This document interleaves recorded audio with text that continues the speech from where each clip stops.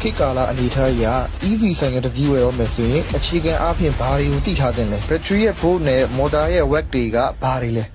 ဆိုင်တော်များများကလည်းဒီဘိန်းကအားတစ်ခါတွင်ပြီးရင်မိုင်းပေါင်းဘလောက်အထိတွားလို့ရပါတယ်ဆိုပြီးတော့ဗဇက်ထဲတွေ့ရရှောက်ပြောနေကြတာတွေလည်းရှိတယ်ဆိုတော့ range နဲ့ပတ်သက်ပြီးတော့သူတို့ပြောတဲ့စကားကယုတ်တိရှိမရှိသိရဖို့အတွက်ကိုကဒါလေးတွေနားလည်နေဖို့တော့လိုလိမ့်မယ်နံပါတ်1ကတော့ motor ရဲ့ kilowatt ဆိုတာဘာလဲတက်စီ engine တွေမှာ engine ရဲ့စွမ်းဆောင်ရည်ကိုမြင်းကောင်ရည်နဲ့တိုင်းတယ်လို့မျိုးပဲ EV ဆိုင်ကယ်တွေမှာလည်း motor ရဲ့စွမ်းဆောင်ရည်ကို kilowatt နဲ့တိုင်းတာကြတယ်ကျွန်တော်တို့စီမှာတော့ kilowatt အစား watt ကိုပဲသုံးတယ်ဘာပဲဖြစ်ဖြစ်အတူတူပဲ1 kilowatt ဆိုတာ1000 watt ကိုပြောချင်တယ်နံပါတ်2သိထားမှာကတော့ battery rate ပဲအဲ့ဒီမှာ AH လို့ခေါ်တဲ့ ampere hour နဲ့ V လို့ခေါ်တဲ့ voltage ဆိုပြီးတော့နှစ်မျိုးထပ်ကွဲသေးတယ် AH လို့ခေါ်တဲ့ ampere hour ကိုအကြမ်းမြင့်အပြင်စီတန်ကီတစ်လုံးရဲ့အရွယ်အစားလို့သတ်မှတ်လို့ရတယ် battery ရဲ့ AH များလေကြာကြာအသုံးခံလေးပဲပေါ့ဗျာV လို့ခေါ်တဲ့ voltage ကိုကြတော့လောင်စာဆီရဲ့ quality လို့အကြမ်းမြင့်သတ်မှတ်လို့ရတယ် voltage မြင့်လေမော်တာကအားကောင်းကောင်းနဲ့လည်ပတ်နိုင်လေပဲဒါကြောင့် performance မဲ့တဲ့ EV တွေမှာ82 volt ကိုပဲအဓိကထားပြီးအသုံးပြုကြတယ်အဲ့ထက်များတာတွေလည်းရှိကောင်းရှိပါလိမ့်မယ်ဒါဥပမာပေါ့နော်ဘက်ထရီတစ်လုံးရဲ့ voltage နဲ့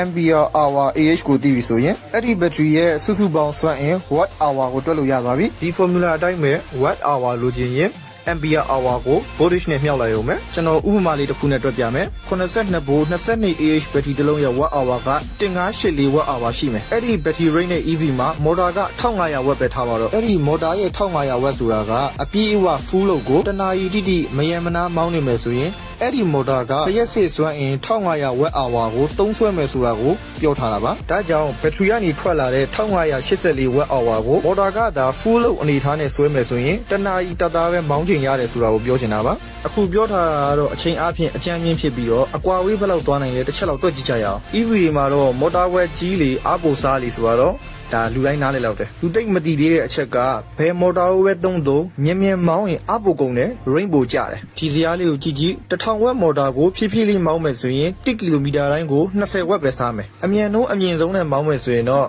1ကီလိုမီတာတိုင်းအတွက်40 watt တောင်စားမယ်ဒီချိန်မှာကျွန်တော်ရှေ့ကပြောထားတဲ့ formula လေးကိုခေါင်းထဲကိုပြန်စဉ်းစားလိုက် range ကိုတေချာတွက်ဖို့ battery ရဲ့ watt hour ကိုအရင်ဆုံးကျွန်တော်တို့တွက်ကြည့်ရမယ်ဥပမာကျွန်တော်က EV တစ်စီးကိုဝယ်လိုက်မယ်သူက82 volt 30 Ah battery ပါတယ်ဒါကြောင့်2160 watt hour ကိုကျွန်တော်ကရထားတယ်ဒီဆိုင်ကယ်လေးမှာပါတဲ့ motor က1500 watt ကျွန်တော်ကဒီဆိုင်ကယ်ကိုဖြည်းဖြည်းလေးပဲမောင်းမယ်ဆိုရင်1ကီလိုမီတာမှာ22 watt စားမယ်ပုံမှန်မောင်းမယ်ဆိုရင်32 watt စားမယ်လေးပါကုန်းပဲမောင်းမယ်ဆိုရင်48 watt စားမယ်ဒီပြန်မြချထားတဲ့ဇယားလေးတိုင်းပေါ့ဗျာကျွန်တော်က normal speed နဲ့မောင်းမှမလို့32 watt စားမယ်အဲ့ဒီ32 watt နဲ့2160 watt hour ကိုစားလာရုံပဲဗျဒါကြောင့် theory အရကျွန်တော်ဝယ်ထားတဲ့ EV လေးကပုံမှန်နှုံးနဲ့မောင်းမယ်အားတရာလည်းအပြည့်ရှိမယ်ဆိုရင်69.5 ကီလိုမီတာအကွာအဝေးကိုတွားလို့ရတယ်ဒါပေမဲ့ကျွန်တော်ကမြန်မြန်မောင်းမယ်ဆိုရင်1ကီလိုမီတာတိုင်းကို48 watt စားမှဖြစ်လို့ကျွန်တော်ရဲ့ range က54ကီလိုမီတာအထိကျသွားမှာဖြစ်ပါတယ်။ဘာဖြစ်လို့ theory အရလို့ပြောတော့ဆိုတော့လက်တွေ့မှာအဲ့လောက်ထိ range ကမကောင်းနိုင်ဘူး။ဘာကြောင့်လဲဆိုတော့ဒီ range တွေက